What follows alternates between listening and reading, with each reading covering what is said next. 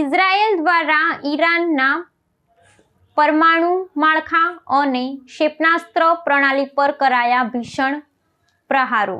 ઇઝરાયેલના પ્રધાનમંત્રી બેન્જામિન નેતન્યાહુએ ઈરાન વિરુદ્ધ ચાલી રહેલા સૈન્ય અભિયાન અંગે અત્યંત સૂચક અને આક્રમક નિવેદન આપ્યું છે। પશ્ચિમ એશિયામાં વધી રહેલા તણાવ વચ્ચે ઈરાનના સૈન્ય માળખા પર કરવામાં આવેલા ભીષણ પ્રહારોનું મુખ્ય સમાચાર વિગતવાર જોઈએ। ઇઝરાયેલના પ્રધાનમંત્રી બેન્જામિન નેતન્યાહુએ સત્તાવાર ઘોષણા કરતા જણાવ્યું છે કે તેમનું સૈન્ય ઈરાનના પરમાણુ પાયાના માળખા અને ક્ષેપણાસ્ત્ર પ્રણાલીને સંપૂર્ણપણે નેસ્ત નાબૂદ કરી રહ્યું છે। ઇઝરાયેલથી વાયુસેના દ્વારા ઈરાનના વ્યૂહાત્મક સ્થાનો, પ્રક્ષેપણ કેન્દ્રો અને શાસન વ્યવસ્થાના મુખ્ય શક્તિ સ્થાનો પર ચોકસાઈપૂર્વકના હુમલા કરવામાં આવ્યા છે। આ સૈન્ય કાર્યવાહીનો મુખ્ય ઉદ્દેશ્ય ઈરાનની હુમલો કરવાની ક્ષમતાને કાયમી ધોરણે નબળી પાડવાનો હોવાનું નેતન્યાહુએ ભારપૂર્વક જણાવ્યું છે। આ આક્રમક અભિયાનમાં ઈરાનના અત્યંત સુરક્ષિત ગણાતા પરમાણુ મથકો અને લાંબા અંતરના ક્ષેપણાસ્ત્રોના ભંડારને નિશાન બનાવવામાં આવ્યા છે, જે બંને દેશો વચ્ચેના સંઘર્ષને એક નવા અને જોખમી સ્તરે લઈ ગયા છે। ઇઝરાયેલના સંરક્ષણ દળોએ ઈરાનના દમનકારી મુખ્યાલયો અને વહીવટી કેન્દ્રો પર પણ ભારે ગોળા બારૂદનો મારો ચલાવ્યો છે। પ્રધાનમંત્રીના મતે આ કાર્યવાહી ઇઝરાયેલની રાષ્ટ્રીય સુરક્ષા માટે પ્રાદેશિક સ્થિરતા જાળવી રાખવા માટે અનિવાર્ય બની ગઈ હતી। אזרחי ישראל, אחיי ואחיותיי, אנחנו בימים היסטוריים, ימים שירשמו בתולדות ישראל. במבצע שאגת הארי, השאגה שלנו הולכת ומתגברת. אנחנו קודשים את משטר הטרור באיראן. אנחנו פוגעים וקודשים את עושה דברו, החיזבאללה בלבנון. בשילוב זרועות חסר תקדים בין ישראל וארצות הברית, השגנו הישגים עצומים, הישגים שמשנים את מאזן הכוחות במזרח התיכון וגם מעבר לו. ההישגים הללו מבססים את מעמדה של ישראל כמעצמה חזקה מאי פעם. והשינוי הדרמטי הזה בכוח שלנו מול הכוח של אויבינו הוא המפתח להבטחת קיומנו. איומים עולים ואיומים יורדים. אבל כשאנחנו הופכים למעצמה אזורית ובתחומים מסוימים למעצמה עולמית, יש בכוחנו להרחיק מעלינו סכנות ולהבטיח את עתידנו. ב-1993 פרסמתי מאמר באחד העיתונים וכתבתי בו: הסכנה הגדולה ביותר לקיומה של ישראל אינה נמצאת במדינות ערב, היא נמצאת באיראן. מאז, במשך למעלה מ-30 שנה, משטר האייתולות הרצחני אכן פעל לפגוע בארצות הברית ובמערב. אבל בראש ובראשונה, הוא פעל לקדם את התוכנית שלו להשמדת ישראל. הוא עשה זאת בשלושה מישורים. הראשון, הוא בנה ציר רשע עם צבאות טרור של חיזבאללה, חמאס, החות'ים, משטר אסד וגם אחרים. המישור השני, הוא פעל להקים מערך של עשרות אלפי טילים בליסטיים קטלניים. והמישור השלישי, הוא פעל לפתח פצצות אטום במטרה מוצהרת למחוק אותנו מעל פני האדמה. טוב, הוא לא יעשה זאת. כראש ממשלת ישראל הובלתי פעולות גלויות ופעולות חשאיות רבות שעיכבו את איראן, גרעו מהיכולות שלה. אבל בה בעת בנינו אנחנו יכולות צבאיות שלנו, יכולות טכנולוגיות שלנו, יכולות מדיניות שלנו, כדי להכות באיראן בעוצמה ולהרחיק מעלינו את האיומים. כל המאמצים הללו התכנסו למלחמת התקומה, לעם כלבי, ועכשיו לשאגת הארי. במלחמת התקומה פגענו קשות בציר הרשע. הוא עדיין שם, אבל עם יכולות פחותות בהרבה. אנחנו מחויבים להשלים את המלאכה, להביא ביטחון לכל אזרחי ישראל, ובפרט לתושבי הצפון, כפי שאנחנו עושים, ועוד נמשיך לעשות, למען תושבי הדרום. החיזבאללה מרגיש את נחת זרוענו, והוא עוד ירגיש אותה ביתר שאת, הוא ישלם מחיר כבד מאוד על תוקפנותו.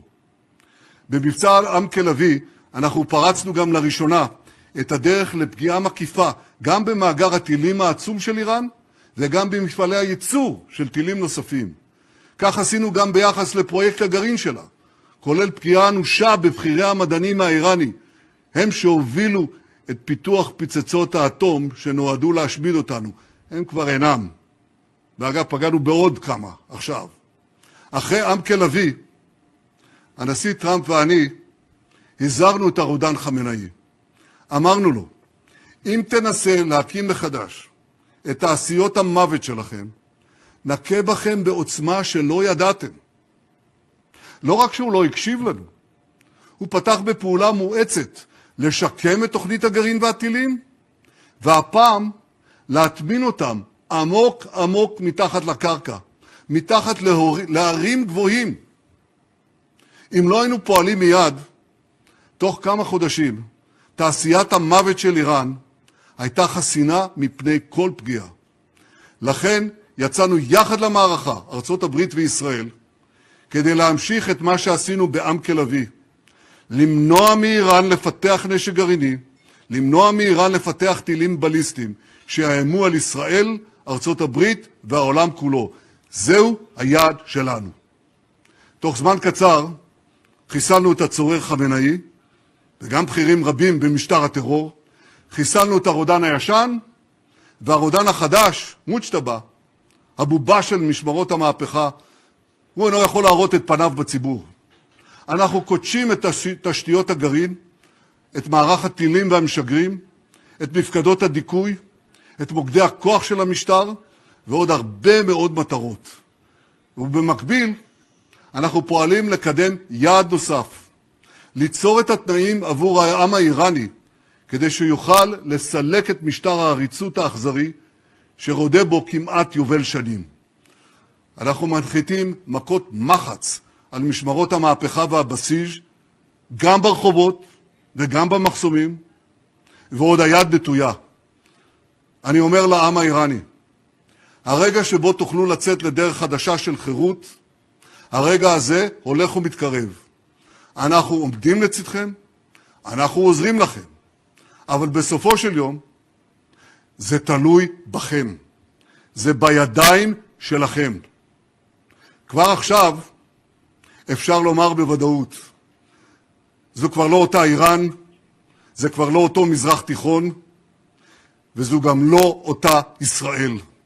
אנחנו לא מחכים, אנחנו יוזמים, אנחנו תוקפים, ואנחנו עושים זאת בעוצמה שלא היה כמותה. יצרנו ברית שלא הייתה כדוגמתה עם ארצות הברית, ברית עם ידידנו הגדול, ידידי האישי, הנשיא טראמפ. אנחנו מדברים כמעט כל יום, מדברים חופשי על הבר, מתמקדים, מחליפים רעיונות ועצות, ומחליטים יחד. הנשיא טראמפ אמר לי משהו שאני רוצה לשתף איתכם בו, לפני שעה קלה הוא אמר לי את זה. היחסים בינינו חזקים פי 100 מכל מערכות היחסים שהיו בין נשיא אמריקני לראש ממשלה בישראל. אנחנו לא חושבים רק על המדינות שלנו, רק על הדור הזה. אנחנו חושבים גם על הדורות הבאים, על עתיד האנושות. בימים אלה, אנשיי ואני רוקמים בריתות נוספות עם מדינות באזור, בריתות שעד לפני כמה שבועות היו נראות דמיוניות. ואנחנו עושים את כל זה. אנחנו עושים זאת בזכות העוצמה האדירה שבנינו, בזכות הגבורה הכבירה של מפקדינו ולוחמינו, ובזכות העמידה האיתנה שלכם, אזרחי ישראל. אני יודע שאתם מקפידים על הוראות פיקוד העורף. אתם נכנסים פעם אחר פעם למרחבים המוגנים. אני יודע שזה לא קל, אני יודע שזה גם קשה מאוד כרגע בצפון, אבל בכך שאתם מקפידים על הדברים הללו, אתם גם מצילים חיים וגם נותנים את הגיבוי ואורך הנשימה לי, לממשלת ישראל, לצה"ל ולכוחות הביטחון, כדי להשיג את יעדי המערכה. איך אמר לי בהשתאות הנשיא טראמפ? רק בישראל טיסות החילוץ הן הפוכות. בכל העולם רוצים לברוח ממוקדי הלחימה, ורק אצלכם בישראל כולם רוצים לחזור. מניין הרוח הזאת, הוא תמיד שואל אותי. ואני עונה לו, זה סוד ההצלחה שלנו, זה החוסן של העם שלנו, זה כוח האמונה שלנו, האמונה בנצח ישראל. שאלות?